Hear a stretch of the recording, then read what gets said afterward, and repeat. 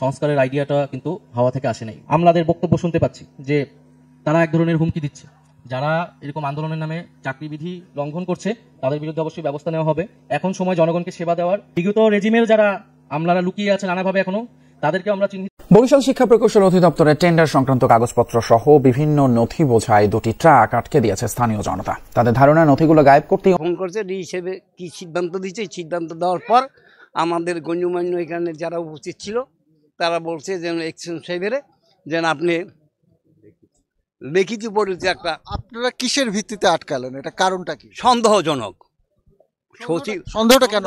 সচিবালয় বাংলাদেশের যে এখন অবস্থা, সেই অবস্থা বরিশাল সদর উপজেলার নগরীর বাইরে এটি, এখানকার নাম হচ্ছে কাগাসুরা বাজার সংলগ্ন স্থানে এই ঘটনা ঘটে এবং এখানে স্থানীয় জনতা যারা তারা এই ট্রাক দুটি আটক করে এবং 2 ট্রাক পুরাতন নথি সেগুলো আবার ফিরিয়ে নিয়ে যেতে বাধ্য হয় শিক্ষা প্রকৌশল অধিদপ্তর।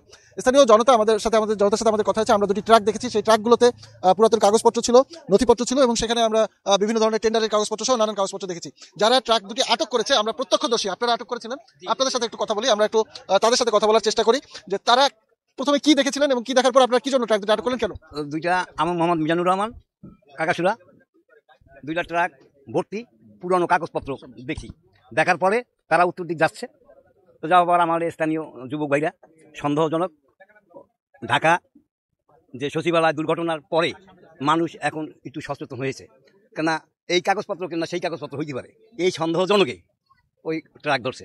ধরার পর শিক্ষা অফিসের অধিদপ্তর, ওনার নামটা সঠিক আমার নাই, এক্সচেঞ্জ শহীদুল ইসলাম, উনি আসছে। আমরা পুলিশকে অবগত করছি, পুলিশও আসছে। অবগত করার পরে শহীদুল সাহেব আসছে এবং তার সাথে সহকারী 2জন আসছে। তখন আমি আমাদের চেয়ারম্যান, এক্স চেয়ারম্যান জিয়াউল ইসলাম সাবু ছিল, তখন আমরা বলছি যে আপনি পুরাইবেন, অফিসের একটা নিয়মতান্ত্রিক আছে, সেই কাগজপত্রগুলো আপনি দেখান, যেন ডকুমেন্টস আছে।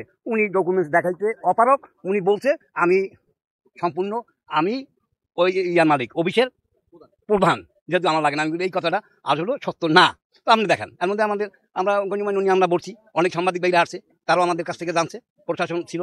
তারপর আমাদের এইখানে প্রশাসক আনিসুর রহমান আসছিল, উনি ডি হিসেবের কাছে ফোন করছে, ডি হিসেবে কি সিদ্ধান্ত দিচ্ছে। সিদ্ধান্ত দেওয়ার পর আমাদের গণ্যমান্য এখানে যারা উপস্থিত ছিল তারা বলছে যে এক্সচেঞ্জ সাহেবের যেন আপনি লিখিত পরিচয় একটা। আপনারা কিসের ভিত্তিতে আটকালেন, এটা কারণটা কি? সন্দেহজনক।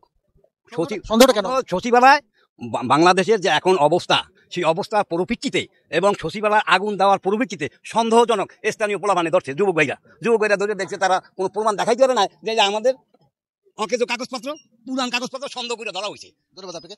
আমি এই যে ট্রাক দুটিকে নিয়ে যাওয়া হচ্ছিল, সেই ট্রাকের চালক যে, তার সাথে আমরা কথা বলেছি। ট্রাকের চালক আমাদেরকে জানিয়েছেন, 2জন চালকের একজনের সাথে কথা হয়েছে, তিনি জানিয়েছেন অপর ট্রাক চালক তাকে ভাড়া করেছিল এবং সে তাকে ওই ট্রাকের কাগজপত্র লোড করতে বলে বরিশাল শিক্ষা প্রকৌশল অধিদপ্তর থেকে। সেখান থেকে এইখানে নিয়ে আসা হয়েছে বরিশাল নগরীর একটু পাশেই, এটি হচ্ছে সদর উপজেলার কাগাসুরা এলাকায়। এই এলাকার সদর উপজেলার এই ইউনিয়নের সাবেক চেয়ারম্যান, চরবাড়ি ইউনিয়ন, সেখানে সাবেক চেয়ারম্যান, তিনিও খবর পেয়ে ঘটনাস্থলে এসেছিলেন। তারপরে তিনি পুলিশকে খবর দিন। তার কাছ থেকে আমরা জানবো যে কি খবর পেয়ে আপনি এসেছিলেন এবং সেটাকে কি সিদ্ধান্ত। আসলে আমি মাগরিবের আগে এলাকার সেলেবান খবর দিয়েছে যে ভাই এখানে 2টি ট্রাক আটক হয়েছে, যেটা কিছু সরকারি কাগজ দেখা যাচ্ছে। তাই আমি বললাম যে কিসের কাগজ দেখা যাচ্ছে। তারপর ওখানে যে ট্রাকের সাথে যারা ছিল তারা বলছে এটা শিক্ষা প্রকৌশল অধিদপ্তরের কাগজ। তখন তারা উত্তেজনা হয়ে গেল, এখানে তারা জড়ো হয়ে গেল, অনেক লোক জড়ো হওয়ার পরে আমি তাদেরকে নিবৃত্ত করলাম যে আমি আসতেছি, তোমরা থাকো। এবং ইতিমধ্যে আমি আসার পূর্বে আমি কাউনিয়া থানার ওসি সাহেবকে ফোন করেছি এবং মিডিয়ায় সাংবাদিকদেরকে ফোন করেছি, প্রেস ক্লাবের সভাপতি। হ্যাঁ, না, আমি এখন এখানে আসার পরে দেখলাম যে আমি দেখলাম যে ওই শিক্ষা প্রকৌশল অধিদপ্তরের এক্সচেঞ্জ সাহেব আসছেন এখানে, তাকে খবর দিয়ে আনা হয়েছে। যে আসার পরে তাকে জিজ্ঞেস করলাম যে কাগজগুলো এখানে আসলো কেন। সে বলছে যে এই কাগজগুলো পুরানের জায়গা ছিল, পুরান পরে আমাদের এই রাস্তারই মাথায় ময়লা খোলা একটা জায়গা আছে, যেখানে পুরানো ময়লার জিনিসপত্র রাখা হয় এবং পুরানো হয়। কিন্তু ওখানে পুরানো না পেরে এই অঞ্চলেরই একটা ছেলে আবার ওই প্রকৌশল অধিদপ্তরে কাজ করে, তার বাড়ি এই অঞ্চলে। সে এখানে তার বক্তব্য হলো যে সে নদীর পাড়ে নিয়ে যেয়ে পোড়াবে, কিন্তু নদীর পাড়ে নিতে যেয়ে এখানে জনগণের সাথে সন্দেহ হয়েছে যে এই কাগজগুলো কেন এখানে নিয়ে আসবে। তারা মুসলেকা দিচ্ছে যে এই কাগজগুলো এখানে জনগণ যেহেতু ধরছে এবং সেই জনগণের কাছ থেকে আমরা কাগজগুলো ফেরত নিয়ে গেছে এবং তারা পরবর্তীতে প্রশাসনের সহায়তা নিয়ে প্রশাসনের নির্দেশ মোতাবেক তারা এই কাজগুলো করবে। এখানে বসে পোড়াইতে দেওয়া হয়নি। হ্যাঁ, অফিসে যোগাযোগ, অফিসের মাধ্যমে এটা পোড়াইবে আর কি। ধন্যবাদ। আপনি কি শুনছিলেন যে কাগজগুলো তারা যেখানে পোড়ানোর কথা ছিল বা কি ছিল আসলে পুরোটাই রহস্যজনক। আমরা নির্বাহী প্রকৌশলী যিনি তারা তার কাছে মুচলেখা দিয়েছে এবং বলেছে যে এই পুরানোর যে পরবর্তী প্রক্রিয়া যেটি যথাযথ সেটি পূরণ করার পরে পরবর্তী পদক্ষেপ নেওয়া হবে। এই ছিল বরিশালে শিক্ষা প্রকৌশল অধিদপ্তরের পুরাতন নথি জব্দ বা জনতার হাতে আটকের বিষয়কে ঘিরে উত্তেজনাকর অবস্থার পরিস্থিতি। আরও এরকম পরবর্তীতে আরও অন্যান্য খবর আরও থাকতে পারে। সে পর্যন্ত চ্যানেল টোয়েন্টির সাথে থাকুন, ভালো থাকুন। আমি কাউসার হোসেন জানা এখানে বিদায় নিচ্ছি। সকলকে ধন্যবাদ। অফিসের জঞ্জাল কমাতে প্রায় 2 দশক আগের অপ্রয়োজনীয় দাপ্তরিক নথিপত্র পুড়িয়ে ফেলার নির্দেশ দেওয়া হয়। এজন্য ভাড়া করা 2টি ট্রাকে এসব কাগজপত্র এবং আসবাবপত্র সিটি কর্পোরেশনের কাউনিয়ার এলাকায় ময়লার ভাগাড়ে নিয়ে যাওয়া হচ্ছিল।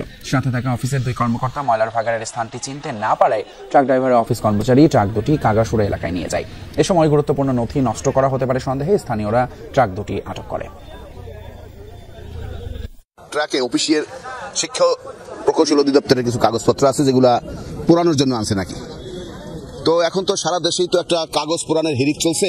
দীর্ঘদিনের যে কাগজ একদম দুটো এবং ভাগাড়ে পরিণত ছিল, সেই কাগজগুলো আমরা বের করে এখানে পার্কিং এর জায়গায় পড়েছিল, সেগুলো আমরা নষ্ট করে যাতে এখানে ব্যবহার উপযোগী করা যায় প্রাঙ্গণটাকে, এই জন্য আমরা আমাদের একজন অফিসার তার উপস্থিতিতে আমরা এটি পড়ানোর জন্য ময়লা খোলা পাঠাই।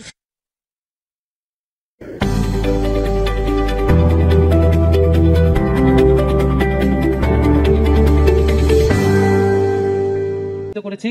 আসসালামু আলাইকুম। ধন্যবাদ সাইদ আব্দুল্লাহকে এবং উপস্থিত মঞ্চে যারা আছেন এবং যারা দর্শক সারিতে আছেন সবাইকে শুভেচ্ছা জানাচ্ছি। আজকের এই জাতীয় সংলাপ আয়োজনের জন্য প্রথমেই যারা এই আয়োজনের সাথে জড়িত আছেন তাদেরকে বিশেষভাবে ধন্যবাদ জানাচ্ছি।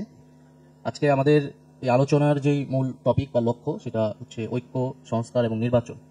আর বিশেষত এই অধিবেশনে আমরা যেই রক্তের ঋণ এবং ঐক্যের কথা সেটার উপরেই আলোকপাত করছি। আমি প্রথমেই যদি বলি যে আমাদের মধ্যে এখন এক ধরনের টেনশন বা বিভাজন তৈরি হয়েছে। আসলে এই যে অভ্যুত্থান হইলো, এই অভ্যুত্থানে আসলে স্টেক হোল্ডারগুলোর কার কতটুকু ভূমিকা ছিল, কোন কোন দলের কি ভূমিকা ছিল, একটা ন্যারেটিভ এখন বিভিন্ন জায়গা থেকে আসতেছে বা সবাই এটাকে ক্লেম করার চেষ্টা করছে। সেই জায়গা থেকে আমার বক্তব্য হচ্ছে বা আমাদের বক্তব্য হচ্ছে যে আমরা বলেছি যে এই অভ্যুত্থান এবং অভ্যুত্থান পরবর্তী সরকারের যে কার্যক্রম, আমরা যে সংস্কারের কথা বলছি, এই সংস্কারের আইডিয়াটা কিন্তু হাওয়া থেকে আসে নাই। গত 15 বছর ধরেই সংস্কারের কথা কিন্তু আমাদের রাজনৈতিক দলগুলো এবং আমাদের যারা সিভিল সোসাইটি আছে তারাই কিন্তু বলে আসতেছিল। বিএনপি সহ সেই সময় বিরোধী রাজনৈতিক দলগুলো কিন্তু সংস্কারকেই প্রধান কর্মসূচি করে তারা আন্দোলন গড়ে তুলতেছিল। সেটারই কিন্তু ধারাবাহিকতা এই সরকারের আমলে হচ্ছে বা আমরাও সংস্কারের কথা বলছি এবং সেটা সামনেও ধারাবাহিকতা থাকবে। একইভাবে এই অভ্যুত্থান বা আন্দোলন একটা ধারাবাহিকতার মধ্য দিয়েই হয়েছে। 15 বছর লড়াই সংগ্রাম যারা করেছেন তারা একটা প্রেক্ষাপট হয়েছে। আবার একই সাথে বিশ্ববিদ্যালয়গুলোতে 2018 সালের পরে যে ছাত্র আন্দোলন শুরু হয়েছে বিশেষ ধরনের, তার একটা ভূমিকা এখানে ছিল। তো আমার কথাটা হচ্ছে যে যারা এই আন্দোলনে জীবন দিয়েছে, যারা আহত হয়েছে, যারা হাত পা চোখ হারিয়েছে, তারা কিন্তু তাদের যে করণীয়টা সেইটা তারা আসলে করে ফেলেছে, তাদের সেই আত্মত্যাগটা তারা করে ফেলেছে। এখন আমরা যারা জীবিত আছি আমাদেরকে আসলে এই আন্দোলন বা অতীত দিয়ে নয় বরং বর্তমান দিয়ে আসলে মূল্যায়ন করা হবে। আমরা যারা জীবিত আছি আমরা এখন আসলে কি করতে পারছি এবং ভবিষ্যৎকে কোন দিকে নিয়ে যাব। তো আমার আহ্বান থাকবে যে সকলেই যাতে আমরা সেই দিকে মনোযোগ দিই যে আমরা আসলে বর্তমানে আমরা কি করতে পারছি এবং ভবিষ্যৎ কিভাবে গঠন করতে পারছি। দ্বিতীয়ত হচ্ছে আমাদের বিগত রেজিমের একটা মৌলিক সমস্যার জায়গাটা ছিল যে ক্ষমতা হস্তান্তর। একটা গণতান্ত্রিক প্রক্রিয়া, একটা গণতান্ত্রিক রাষ্ট্রে যেইভাবে ক্ষমতা হস্তান্তর হতে পারে এক রাজনৈতিক দল থেকে আরেক রাজনৈতিক দল বা সরকারের পরিবর্তন, সেই সকল পথ আসলে বন্ধ করে দেওয়া হয়েছিল। সংবিধানকে ব্যবহার করে আরো নানান কায়দা করে রাষ্ট্রীয় প্রতিষ্ঠানগুলোকে দখল করে, ফলে ক্ষমতা হস্তান্তরের কিন্তু কোনো গণতান্ত্রিক প্রক্রিয়া আসলে ছিল না। ফলে বিগত সরকার, সেই সরকারকে উৎখাত করার একটাই মাত্র পথ বাকি ছিল, সেটা হচ্ছে অভ্যুত্থান, এবং অভ্যুত্থানের মধ্য দিয়েই সরকারের পতন ঘটেছে। এখন আমাদের সামনের যে এই যে একটা চ্যালেঞ্জ আমরা মোকাবেলা আমাদেরকে করতে হয়েছে, এবং বিভিন্ন সময় আসলে এই নির্বাচনকালীন সময়ে ক্ষমতা হস্তান্তরের এই প্রক্রিয়াটাতে একটা টেনশন আমাদের এখানে তৈরি হয়, এবং আমাদের নির্বাচন ব্যবস্থা থেকে শুরু করে যে আরো প্রতিষ্ঠানগুলো সেখানে প্রয়োজন, সেই প্রতিষ্ঠানগুলো শক্তিশালী নয়। ফলে আমরা চাচ্ছি যে সামনের যে বাংলাদেশ, সেইখানে সেই যে ক্ষমতা হস্তান্তরের প্রক্রিয়াটা যাতে সুষ্ঠুভাবে হয়, গণতান্ত্রিকভাবে আমরা করতে পারি। কারণ বাংলাদেশের মানুষ কিন্তু বারবার আন্দোলন করেছে, রক্ত দিয়েছে, কিন্তু এই সমস্যার সমাধান হয়নি। ফলে ক্ষমতা হস্তান্তরের প্রক্রিয়াটা কতটা গণতান্ত্রিক, কতটা শান্তিপূর্ণ, কতটা প্রাতিষ্ঠানিক করা যায়, সেইটা কিন্তু আমাদের এই যে ট্রানজিশনাল পিরিয়ড, সেই সময় আমি মনে করি আমাদের প্রধান একটা এজেন্ডা সংস্কার। নির্বাচন আমরা যে করবো, নির্বাচনের আগে এই প্রশ্নে সুরাহাটা হওয়া প্রয়োজন যে এরপরে যে সরকার আসবে সেই সরকারেরও ক্ষমতা হস্তান্তরের প্রক্রিয়াটা কি হবে, এবং সেটা যাতে কোনো সহিংস বা প্রতিহিংসার রাজনীতি যেটা আমরা বলি সেই জিনিসগুলো যাতে বাংলাদেশের ফিরে না আসে। দ্বিতীয়ত আমরা বলছি যে আমরা মনে করি অভ্যুত্থানের মধ্যে দিয়ে বাংলাদেশে একটা জাতীয় ঐক্য তৈরি হয়েছে, এবং আমি মনে করি যে এই ঐক্য এখনো চলমান। এবং আমরা আসলে এরকম একটা দেশই দেখতে সবসময় চেয়েছি যে বাংলাদেশ প্রশ্নে আমরা সব রাজনৈতিক দল বা সরকার আসলে একটা প্ল্যাটফর্মে আসতে পারবে, যেটা আমরা এর আগে দেখতে পাইনি। তো এটার আসলে ধারাবাহিকতা প্রয়োজন এবং আমাদের কিছু স্পেসিফিক বিষয়ে আসলে ঐক্যটা সবসময়ের জন্য ধরে রাখতে হবে। যেমন আমি একটা বললাম যে ক্ষমতা হস্তান্তরের প্রক্রিয়া। দ্বিতীয়ত হচ্ছে আমাদের যে সংবিধান, আমরা একটা নতুন সংবিধান বা সংবিধান পুনর্লিখনের কথা বলছি, কারণ আমরা মনে করি যেই একটা মুজিববাদী বন্দোবস্তের মধ্যে দিয়ে যে সংবিধান রচিত হয়েছিল সেখানে মানুষের বা আমাদের মুক্তিযুদ্ধের আকাঙ্ক্ষা প্রতিফলিত হয়নি। এবং বাংলাদেশকে নিয়ে যে আমাদের প্রতিবেশী দেশের যে ইঞ্জিনিয়ারিং, সেই ইঞ্জিনিয়ারিং কিন্তু আসলে আমাদের বিগত কনস্টিটিউশনে প্রতিফলিত হয়েছে। শুধু কনস্টিটিউশন নয়, আরো অনেক কিছুতে সেই ইঞ্জিনিয়ারিং প্রতিফলিত হয়েছে। ফলে আমরা যদি সেই ঐক্যের জায়গাটা রেখে নতুন কনস্টিটিউশনে যদি আমরা আমাদের মুক্তিযুদ্ধ এবং যে জুলাই গণঅভ্যুত্থানের যে আকাঙ্ক্ষা সেটার প্রতিফলন ঘটাতে না পারি, তাহলে আমাদের যেই ভবিষ্যৎ রাজনীতিক জার্নি বাংলাদেশে সেটা ব্যাহত হবে। তৃতীয়ত আমরা মনে করি যে আমাদের যে বৈদেশিক নীতি, আমাদের ফরেন পলিসি, সেই ফরেন পলিসিতে আমাদের আসলে ঐক্যমত প্রয়োজন। রাষ্ট্রের একটা একক ফরেন পলিসি থাকবে, সেখানে সরকার পরিবর্তন হবে, দল পরিবর্তন হবে, কিন্তু স্টেট ভিশনকে সামনে রেখে সেই ফরেন পলিসিতে যাতে সবাই ঐক্যমত করে। কিন্তু আমরা দেখি আমাদের বাংলাদেশের হিস্ট্রিতে আমরা দেখি এক এক দল আসলে তার বৈদেশিক নীতি এক এক রকম হয়ে যায়। এক দল আসলে সেটা ভারতমুখী সরকার হয়, আরেক দল আসলে সেটা ভারত বিরোধী বা অন্য দেশমুখী সরকার, এইভাবে পড়তে হয়। তো আমরা চাই যে আমাদের যে ফরেন পলিসি সেটাও আমাদেরকে নতুনভাবে চিন্তা করা উচিত ভবিষ্যৎ বাংলাদেশের জন্য। এবং তৃতীয়ত হচ্ছে আমাদের যে অর্থনীতি এবং ব্যবসা, সেক্ষেত্রেও আমাদের ঐক্যমত্যটা প্রয়োজন। আমাদের যে লুটেরা এক ধরনের ব্যবসায়িক শ্রেণী তৈরি হয়েছে, যারা টাকা পাচার করেছে কেবল, তার বিপরীতে আমরা কিভাবে আমাদের দেশপ্রেমিক এবং সৎ ব্যবসায়ীদের আমরা সহযোগিতা করতে পারি, সেই বিষয়ে আমাদের ভাবা উচিত, কিভাবে আমরা একটা জাতীয় অর্থনীতি গড়ে তুলতে পারি। এবং এগুলোর পাশাপাশি আমাদের শিক্ষা, স্বাস্থ্য এবং দুর্নীতি বিষয়ক যে নীতিগুলো, সেই নীতিগুলোতেও আমাদের এক ধরনের ঐক্যমত প্রয়োজন। আমি সাধারণভাবে এই বিষয়গুলোতেই ঐক্যমতের উপর জোর আরোপ করি, যে এটা আসলে সরকার বা সরকারের বাইরে রাজনৈতিক দল, সরকার পরিবর্তন হবে, কিন্তু এই বিষয়গুলোতে আমাদের সবসময় ঐক্যমত প্রয়োজন। আর যে প্রশ্নগুলো সাইদ আব্দুল্লাহ করলেন, আমি মনে করি রেটিং এর বিষয়টা, সেটা নাম্বারিং এর বিষয়টা, সেটা জনগণই ভালো বলবে, যারা সরকারের বাইরে আছে তারা বললেই ভালো হয়। সরকারের অনেক সীমাবদ্ধতা আছে, সেই সীমাবদ্ধতাগুলো স্বীকার করেই আমরা চলার চেষ্টা করছি এবং সেটাকে কিভাবে আরো বৃদ্ধি করা যায়, এবং সেই জায়গা থেকে সকলের সহযোগিতা আমরা সবসময় চেয়ে আসছি। এবং আমরা মনে করি যে এখন বাংলাদেশে একটা ইতিবাচকভাবেই বাংলাদেশের রাজনীতি নতুন করে পরিগঠিত হচ্ছে। এখানে রাজনৈতিক দলগুলোর সাথে সরকারের একটা সৌহার্দ্য এবং ঐক্যমত আছে, পাশাপাশি তারা একই সাথে যেই ভুল এবং সীমাবদ্ধতাগুলো রয়েছে সেই জায়গায় তারা সমালোচনা করছে এবং সমালোচনাগুলো আমরা অ্যাড্রেস করার চেষ্টা করছি। কারণ আমাদের এই গণঅভ্যুত্থানের পরে যেই ধরনের সরকার আসলে গঠিত হয়েছে, এটা যেটাকে এখনো আসলে ডিফাইন করা যাচ্ছে না, যে সরকার সাংবিধানিক সরকারও নয় এক অর্থে, আবার বৈপ্লবিক সরকারও নয় আরেক অর্থে, একটা অন্তর্বর্তী সরকার যে ট্রানজিশনের জন্য কাজ করছে। ফলে এই সরকারের ব্যাপক জনসমর্থন থাকা সত্ত্বেও তার অ্যাডমিনিস্ট্রেটিভ অনেক ধরনের সীমাবদ্ধতা রয়েছে।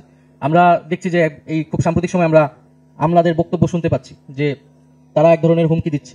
তো এইটার একটা সাহস তারা তো পেয়েছে বিগত সময়গুলোতেই। আমরা দেখছি যে আমলাদেরকে কিভাবে শক্তিশালী করা হয়েছে, আমলাতন্ত্রকে, এবং আমলাতন্ত্র নির্ভরতাকে কাজে লাগিয়ে ফ্যাসিজম তৈরি করা হয়েছে। ফলে সেই দৌরাত্ম্য একটা প্রশ্ন করতে চাচ্ছি, কারণ এটা ডেকোরাম কাজ ছিল, এই ধরনের কোন ধরনের যদি প্রশ্ন থাকে বক্তব্যের ভিতরে করা যায়।